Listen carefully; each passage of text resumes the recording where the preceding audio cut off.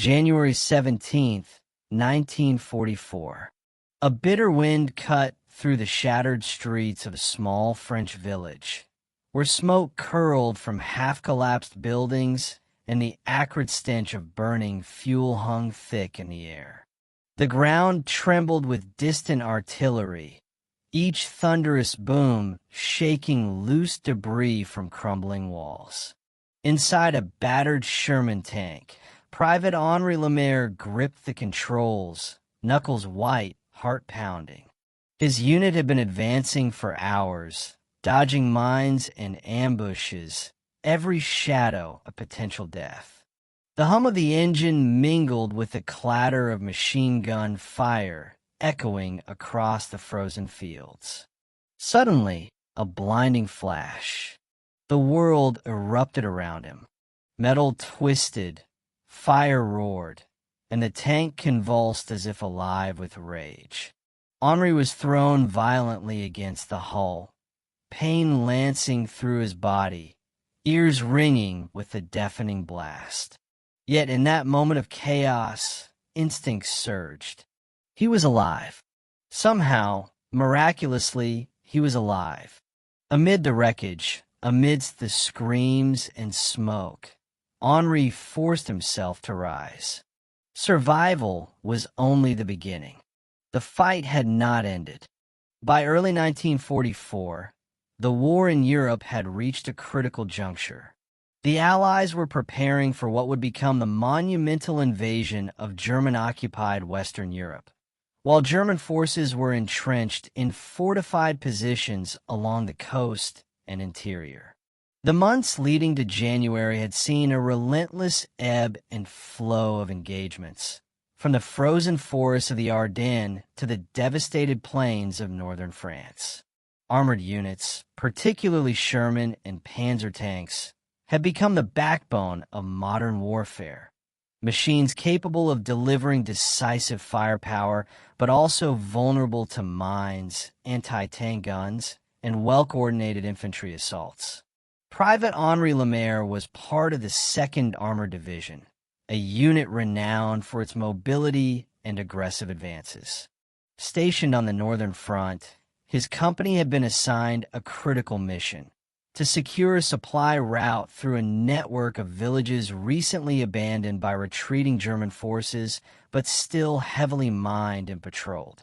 The soldiers had learned through bitter experience that even a seemingly quiet village could erupt in a sudden, deadly combat. Their tanks were the lifeline of their infantry, but also the primary target of enemy fire. The French countryside was a patchwork of frozen fields and bombed-out villages, where the remnants of homes and barns bore scars from months of artillery shelling.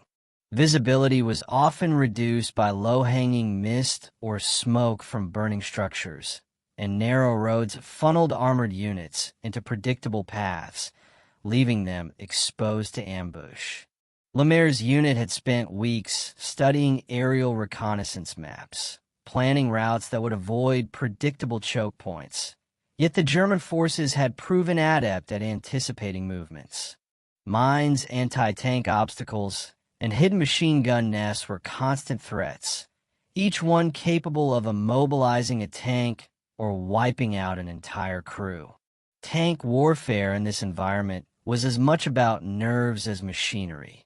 Sherman tanks, though fast and versatile, had relatively thin armor compared to the heavier German Panzer IVs and Tigers. A single well-placed shell, or even an improvised explosive, could turn the vehicle into a fiery tomb. The soldiers inside had to remain alert to every sound: the metallic clang of shells ricocheting, the unnatural silence that sometimes preceded an ambush. Lemaire, like his comrades, had been trained to react instinctively. Every route was memorized, every potential threat calculated, yet the unpredictability of combat meant that luck often outweighed planning. Morale among Henry's company was fragile, but disciplined. They had endured frostbite, hunger, and the constant stress of frontline combat. letters from home, brief periods of rest, and the camaraderie of fellow soldiers kept them focused, but the psychological weight of seeing destroyed tanks and fallen comrades was inescapable. The human cost of armored warfare was etched on every face, visible in the careful handling of controls, the silent prayers muttered before moving into exposed terrain, and the steely eyes that scanned ruined landscapes for movement. Meanwhile, German forces had adapted their strategies in anticipation of Allied advances. Patrols and reconnaissance units identified likely routes for armored columns, while hidden artillery positions awaited their approach. Mines were often buried beneath the snow or dirt, invisible until triggered, leaving tanks vulnerable despite their armor and firepower. Anti-tank rifles, explosives, and the occasional panzer ambush turned even a minor skirmish into a life-or-death situation for the crew. For Lemaire, every mission into this landscape was a test of skill, endurance, and sheer will. In these conditions, survival was never guaranteed. Henri's tank, like the others in his company, was more than a vehicle. It was both a fortress and a trap. Its engine and guns were the lifeline of the crew, but a single misstep, a hidden mine, or an enemy shell could turn it into a coffin. Yet despite the constant danger, the soldiers pressed forward, driven by duty, the hope of victory, and the unspoken commitment to protect one another. In the hours leading to the fateful explosion, Henri's senses were honed to the battlefield's subtle cues. The distant echo of artillery, the faint glimmer of sunlight on metal, the shifting smoke signaling nearby activity. Every detail mattered. Every second could be the difference between life and death. As dawn broke over the frozen village, the stage was set. Tanks rumbled along narrow roads. Infantry scouted the flanks, and Henri, unaware of the explosion that would define his story, adjusted his grip on the controls. Survival and heroism were about to collide in a way that would test every ounce of courage and skill he possessed. The village itself was a fractured labyrinth. Narrow cobblestone streets twisted between shell-pocked houses, their roofs collapsed and chimneys broken. Snow, stained with mud and soot, covered frozen craters and the remnants of abandoned carts. Every alleyway, every doorway, could conceal a hidden enemy. German forces had perfected the art of defensive warfare, exploiting the terrain and the weather to slow the Allied advance.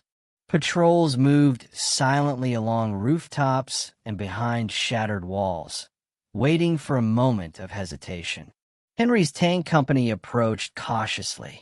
Each Sherman, gleaming faintly under the pale winter sun, was a compact fortress of steel, yet its armor could not deflect everything.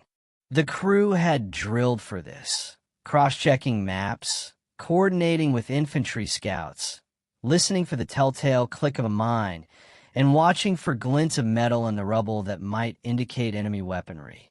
The landscape was deceptively calm. The only sounds are the crunch of treads over frost-hardened soil and the occasional whistle of distant artillery. Calm, however, was always a prelude to chaos. German anti-tank defenses were relentless. Mines, often improvised from unexploded shells, were embedded beneath the streets, invisible under snow and debris. Every intersection presented a calculated risk. Observation posts relayed information to concealed artillery and sniper positions, ensuring that tanks could be isolated and destroyed before reinforcements could arrive. For Henri, this meant that every maneuver had to be precise, every turn calculated, and every pause potentially fatal. Even a minor mistake could trigger an explosion powerful enough to destroy a Sherman outright. The weather compounded the danger. January temperatures hovered below freezing, numbing fingers and reducing visibility.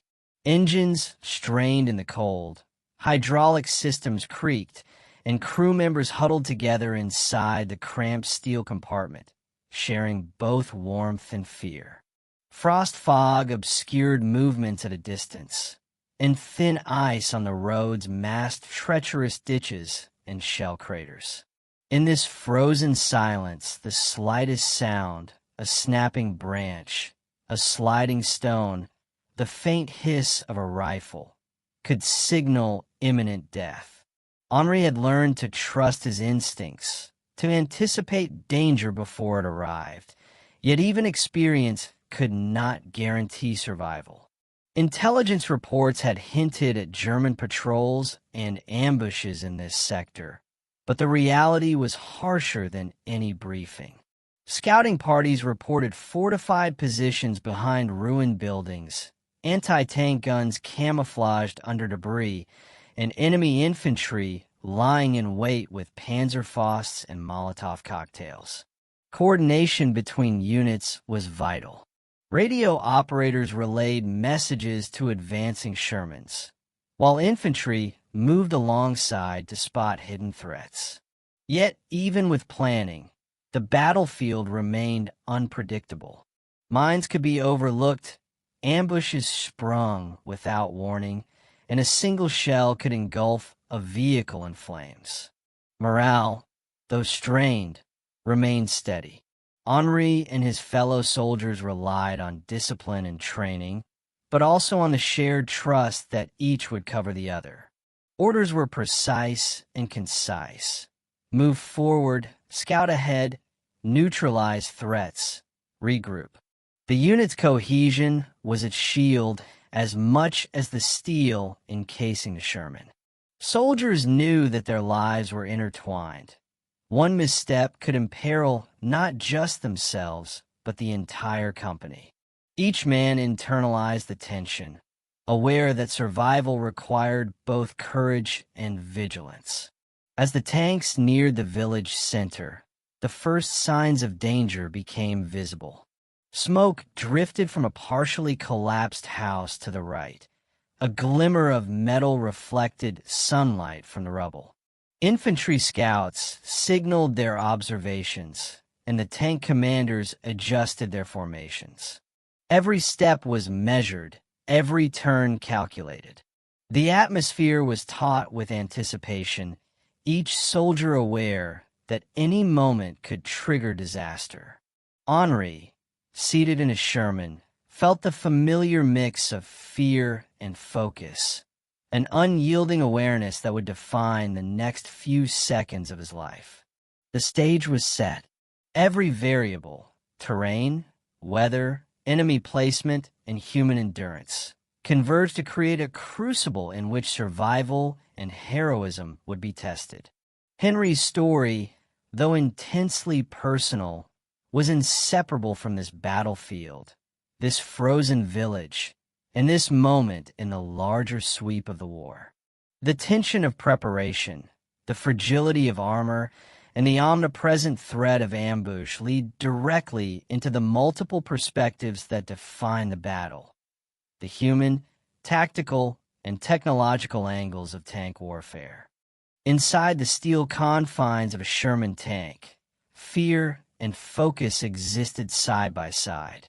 Henri Lemaire, like every crew member, had long ago learned to suppress panic, replacing it with instinct honed by months at the front. The human element of tank warfare was paradoxical.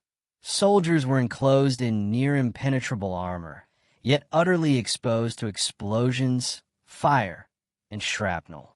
Henri's muscles tensed with anticipation as he scanned the snowy streets, every sense alert. Every creak of metal or distant echo of gunfire triggered split-second decisions. In this suspended world, courage was not the absence of fear, but the mastery of it. In the moments before his tank exploded, Henry's mind raced through drills and contingencies. He felt the familiar surge of adrenaline as his body prepared to react. Survival was not just physical. It required mental agility, rapid problem-solving, and the unwavering will to continue even when the odds seemed insurmountable. For Henri and countless soldiers like him, heroism was measured in small, precise actions. Maintaining control under fire, communicating with the crew, and responding to the unexpected with immediacy. The aftermath of an explosion compounded trauma. Even if a soldier survived physically, shock, disorientation, and the roar of destruction left psychological scars. Henry's ability to push through these barriers would define not only his survival in that moment, but also his capacity to fight back in the chaos that followed. The human angle underscores a simple truth. No machine, no strategy could substitute for the resilience of an individual mind. Tank engagements in January 1944 were defined by preparation, positioning, and split-second adaptation. Henry's company was advancing along a narrow street, flanked by infantry and supported by reconnaissance units. Tactical doctrine dictated careful movement and formation, constant scanning of potential ambush points, and coordination with infantry to neutralize threats such as concealed anti-tank guns or mines. The Sherman's mobility allowed it to perform flanking maneuvers and rapid advances, but it could also become a liability in tight urban environments. Narrow streets channeled movement, making tanks predictable targets. German defenders understood this, placing mines at strategic points and positioning infantry with Panzerfaust behind rubble.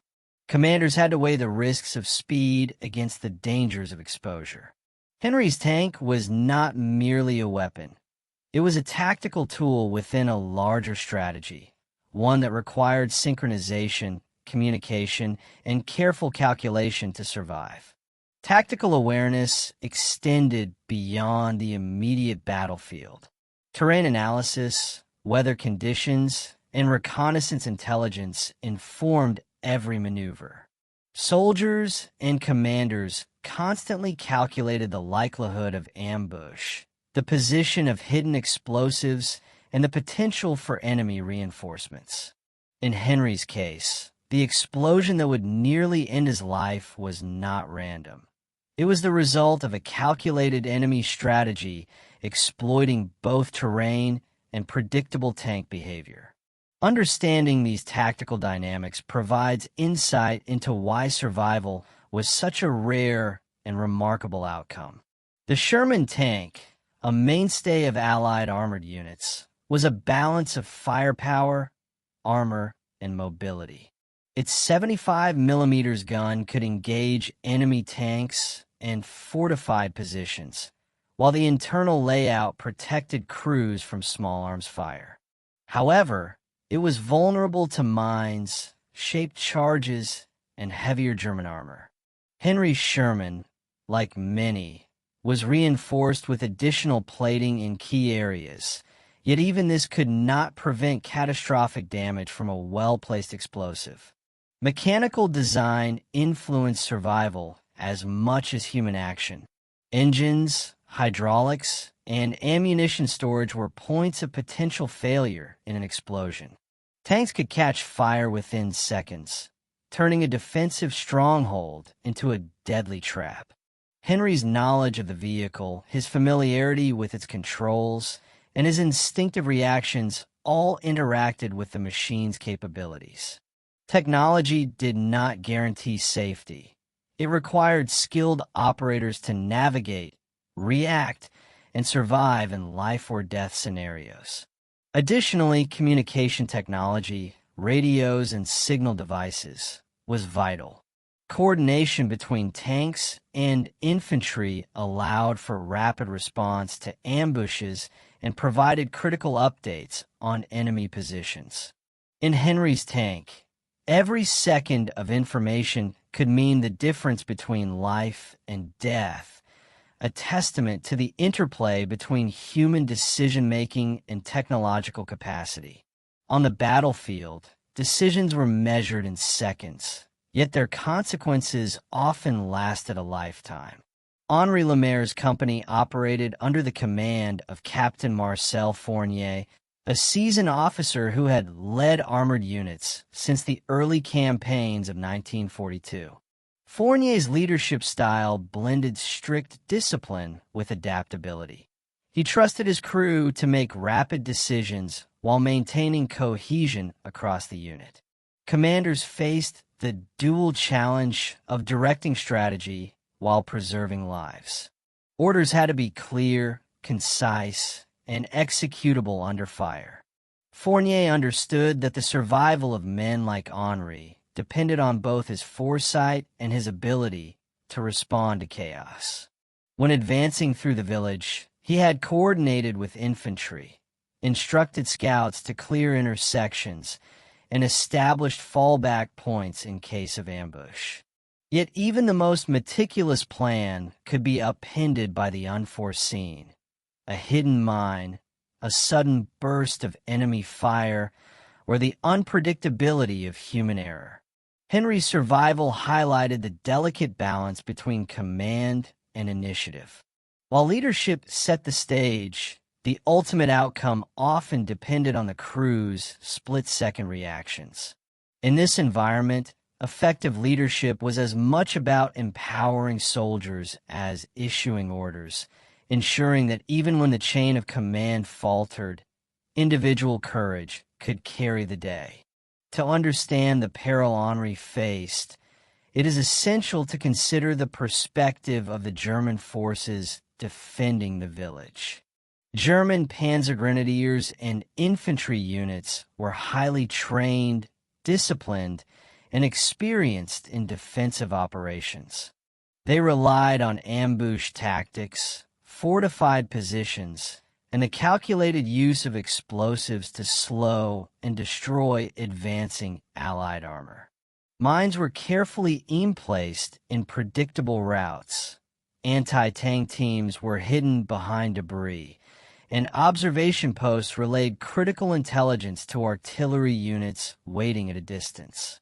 From the enemy's point of view, the Sherman tanks were formidable but vulnerable.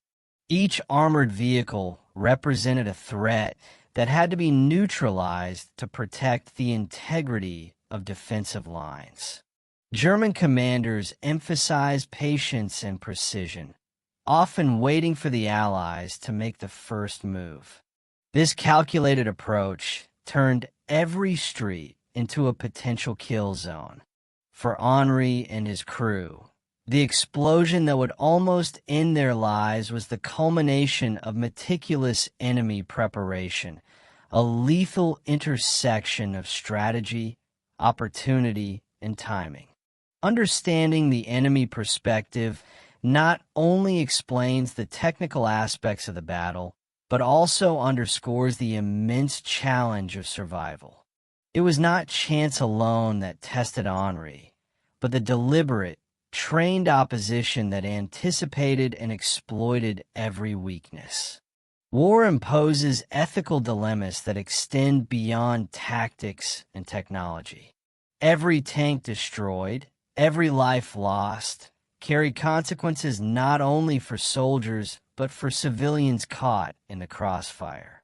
The village through which Henry's company advanced was not merely a military obstacle. It was home to families displaced or hiding in cellars, witnessing the destruction of their communities. Henry's survival story, while extraordinary, raises questions about the nature of armored warfare. Tanks could deliver decisive blows, but their firepower often came at the cost of surrounding structures and human life. Soldiers had to reconcile the imperative of survival with the moral weight of their actions. Henry's decision to continue fighting after surviving the explosion reflects both courage and responsibility. a determination to minimize further harm while completing the mission. The moral angle also extends to leadership and enemy conduct. Commanders on both sides faced ethical pressures to protect their soldiers while fulfilling strategic objectives, to follow orders while mitigating unnecessary suffering. In the frozen streets of that village, every decision carried profound consequences, highlighting that warfare is not solely a contest of skill or technology, but a test of human conscience under extreme circumstances. January 17th, 1944, 10:42 a.m. The Sherman tank rumbled cautiously along a narrow street, Henri gripping the controls with frozen hands. Smoke from previous skirmishes drifted across the village, twisting in the bitter wind, carrying the acrid scent of burning wood and oil. Every building, every ruined wall, was a potential hiding place for enemy fire. The reconnaissance scouts ahead signaled a clear path, but Henri knew that in this landscape, clarity was a fragile illusion. Then, without warning, the world shattered. Beneath the tank, a hidden mine detonated with catastrophic force. The hull buckled, steel twisted like paper, and fire erupted from the engine compartment. The blast threw Henri violently against the interior, slamming his shoulder into the gun mount and sending shards of metal flying. The deafening roar obliterated all other sound. Ringing filled his ears, punctuated by distant screams and the cracking of collapsing masonry. For a fraction of a second, Henri's mind froze. The tank, a fortress just moments ago, had become a cage of fire and smoke. Flames licked at the interior walls, fueled by ruptured fuel lines, and heat seared his face. He tasted metal and ash, inhaled acrid smoke, and felt the shock waves rattle through his body. Yet instinct overrode paralysis. Years of training and countless drills surged to the forefront of his consciousness. Survival demanded immediate action. With trembling hands, Henri assessed the situation. The radio was dead, the gun turret jammed, and the hull was breached. He checked his crewmates, some injured, others stunned, but alive. One by one, he helped them crawl through the damaged hatch. Every second was critical. The tank could erupt again at any moment. The outside world was chaos. Smoke, debris, scattered infantry, and the distant thunder of artillery. Yet Henri moved with precision, guiding his crew to cover behind the nearest rubble. The explosion had disoriented the enemy temporarily, creating a fleeting opportunity. Henri, despite burns and bruises, took command. He coordinated with nearby infantry, signaling them to secure the street and prevent German forces from exploiting the chaos. Improvised, yet decisive, his actions turned a near-catastrophic disaster into a tactical advantage. By holding the line and organizing a counter-assault, Henri prevented further casualties among his company. Meanwhile, German observers scrambled to reassess the sudden loss of a tank. The explosion had been deliberate on their part, yet the rapid Allied response disrupted their plans.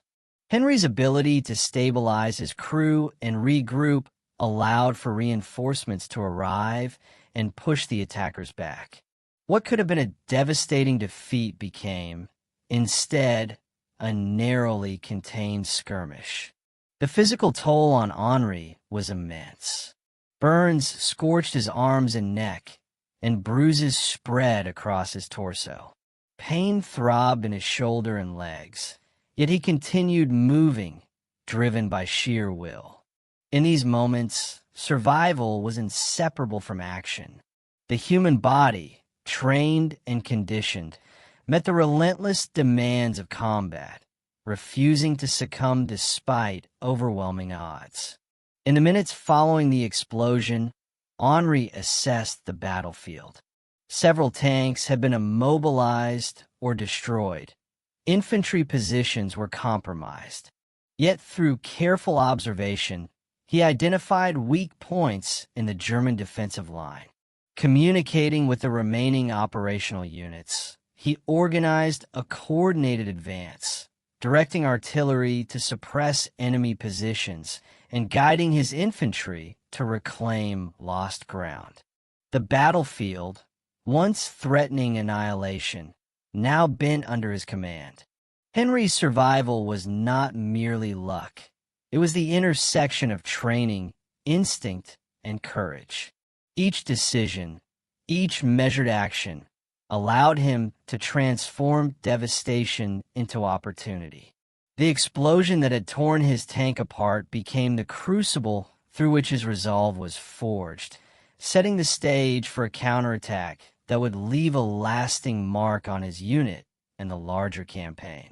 As the smoke began to lift and the echo of artillery faded, the stage was set for the next phase of engagement.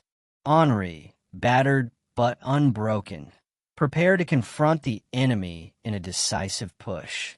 The turning point had arrived, and what began as near destruction would now unfold into a storm minutes after escaping the burning hull of his Sherman.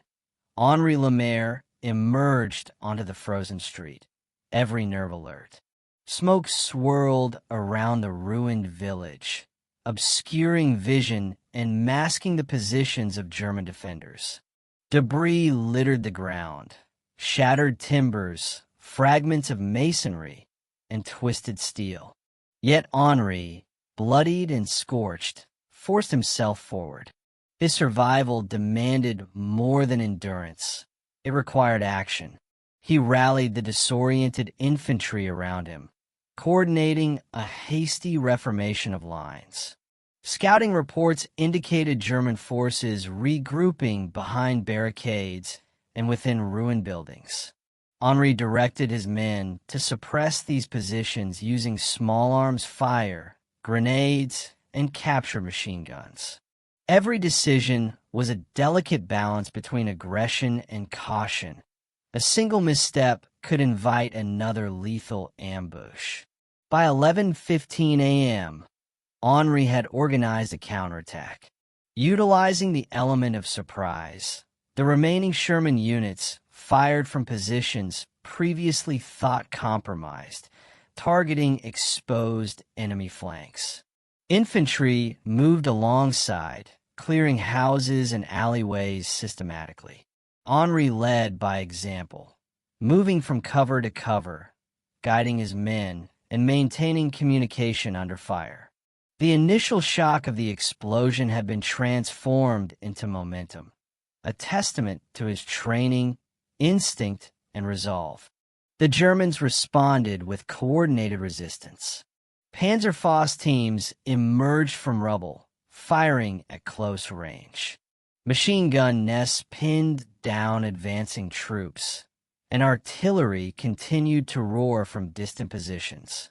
Yet Henri's improvisation and leadership allowed his unit to exploit weak points.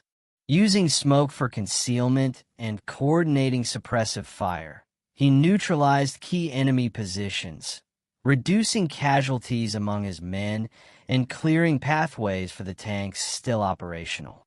By 11:50 a.m., the street that had moments before been a death trap was under partial Allied control. Henri's actions directly influenced this outcome, directing fire, organizing infantry movements, and identifying threats before they could be fully realized. The destruction wrought by the initial explosion had not been the end. It became the turning point that allowed him and his unit to seize the initiative. The broader tactical impact was significant. German forces, expecting to annihilate the Sherman crew, were forced to retreat or risk encirclement. Henry's quick assessment and decisive action prevented further losses and allowed reinforcements to consolidate gains. This moment highlighted the interplay of individual courage and coordinated military strategy, demonstrating that even in the chaos of near destruction, effective action could alter the course of a skirmish. Henri himself sustained injuries, burns, contusions, and the lingering shock of the blast, but refused to withdraw. He moved through the village with purpose, checking on his crew, encouraging advancing infantry, and directing artillery support. Each decision, measured and precise despite fatigue and pain, was a testament to human endurance and leadership under fire. By noon, the street was secured, and the immediate threat had been neutralized. Henry's survival and initiative had not only saved his crew, but had turned what could have been a catastrophic loss into a controlled victory. Reports later indicated that several German units had been forced to fall back, leaving key positions vulnerable to Allied advances in subsequent operations. The explosion that nearly ended Henry's life became, paradoxically, the catalyst for a tactical advantage that his unit would exploit in the hours that followed. The battlefield, scarred and silent in the aftermath of engagement, bore witness to the extraordinary events of that morning. Henry's actions, born of instinct, training, and resilience, transformed personal survival into a decisive contribution to the mission. The climax of his story demonstrates the profound impact of human courage, even in the face of mechanized destruction and overwhelming odds. As the dust settled and Henri helped his men regroup, the consequences of this confrontation became clear. Lives had been saved, positions secured, and the enemy temporarily disrupted. Yet the war raged on, and the battlefield remained unforgiving. The aftermath of this harrowing encounter would reveal not only the cost of survival, but also the broader implications for strategy, morale, and the ongoing campaign. Why of resilience and retaliation? The street lay in a fragile silence, broken only by the distant rumble of artillery and the crackling of smoldering debris. Henri Lemaire's Sherman, once a mobile fortress, was now a blackened skeleton of steel. Flames still licked the edges of the wreckage, though the intense heat had begun to dissipate. The surrounding buildings bore fresh scars from gunfire, shrapnel, and explosives, their walls cracked and rooftops partially collapsed. It was a battlefield frozen in time, a stark reminder of the fragility of both machines and men in the crucible of war. Casualties were significant, but remarkably not catastrophic. Henry's quick action had prevented a complete rout of his company. One crew member suffered severe burns, another a broken arm, while minor injuries, bruises, concussions, and shrapnel cuts affected several others. Infantry supporting the tanks had also sustained injuries from crossfire and collapsing structures, but the majority remained combat ready. The human cost was heavy, yet manageable, a testament to both discipline and immediate decision-making under pressure. Equipment losses, however, were severe. The destroyed Sherman represented not only a tactical loss, but also a logistical setback. Tanks required extensive repair, and spare parts were already in short supply in the northern French theater. Allied forces had learned the hard way that even a single destroyed tank could disrupt supply lines, reduce firepower in critical sectors, and complicate planned advances. Henry's leadership in coordinating surviving units mitigated the impact, yet the battlefield bore visible evidence of vulnerability: abandoned ammunition, scorched earth, and twisted steel. Morale, a fragile yet critical component in warfare, had been tested to its limit.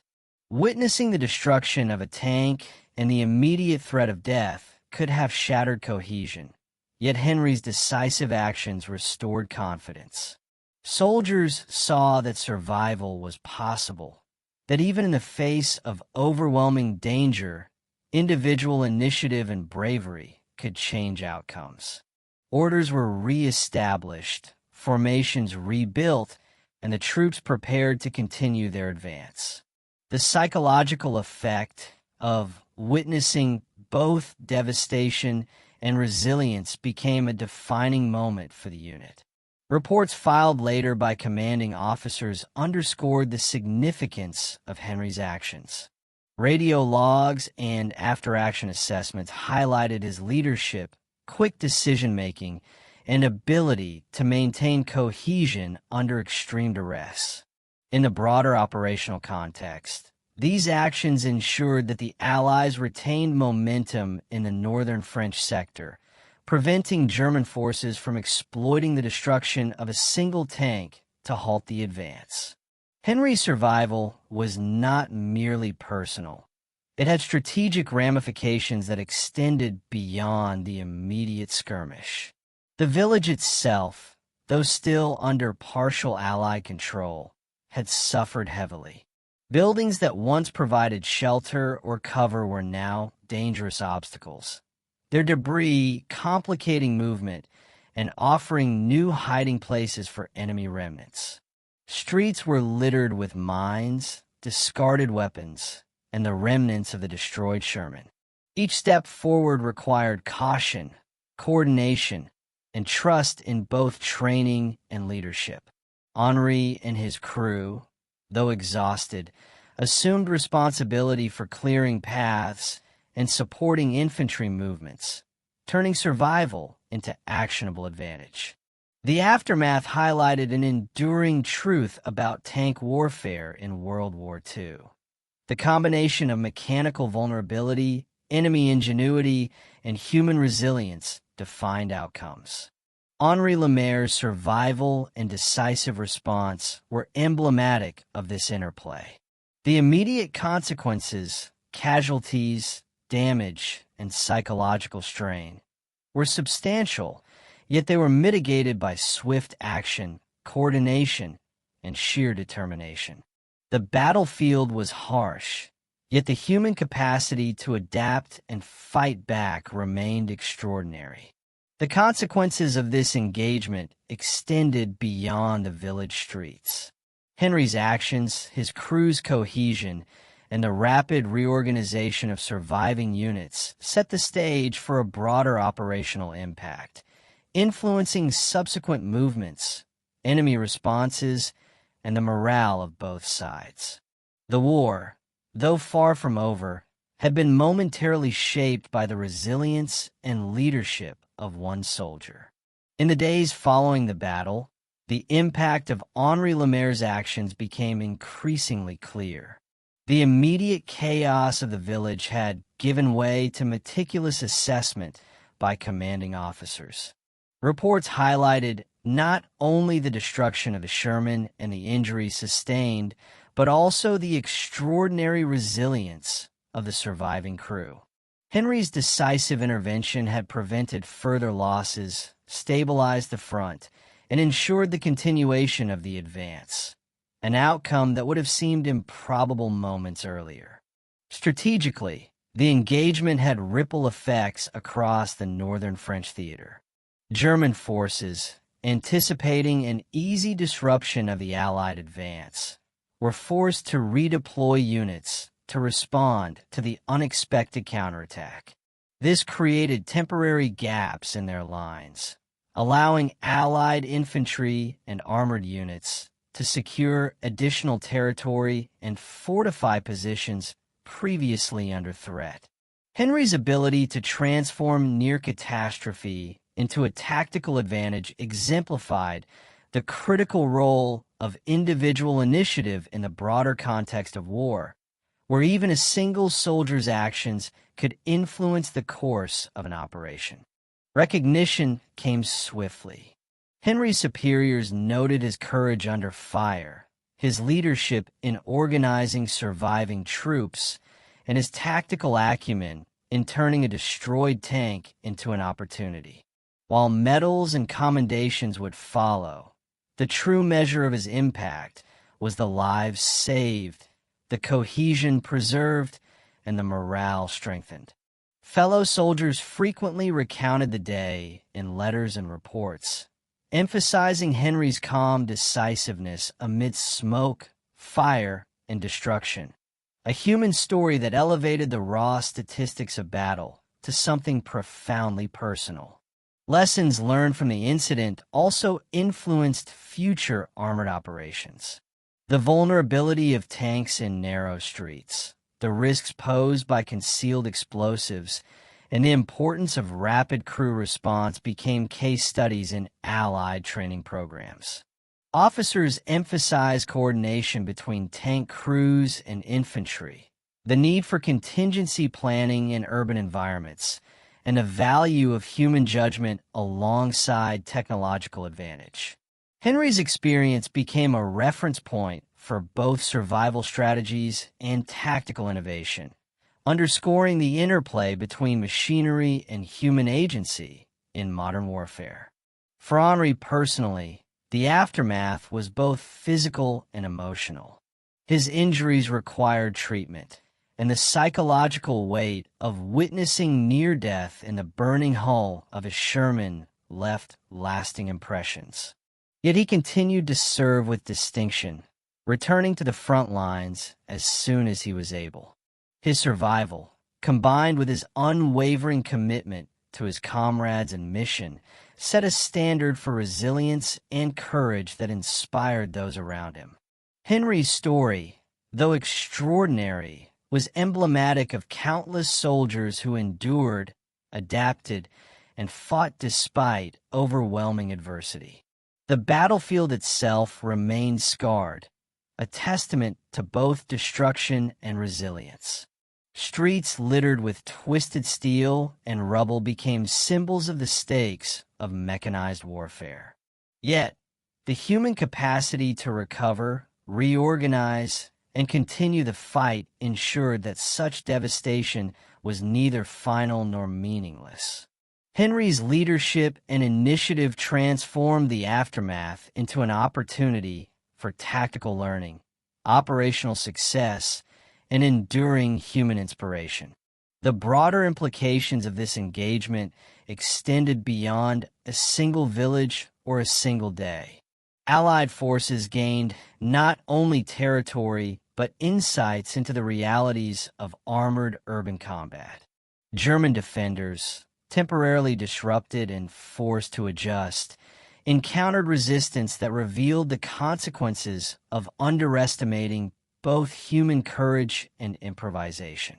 Henri Lemaire's survival and subsequent actions became a microcosm of the larger conflict, an illustration of how skill, instinct, and determination could influence outcomes, even amid the chaos of total war.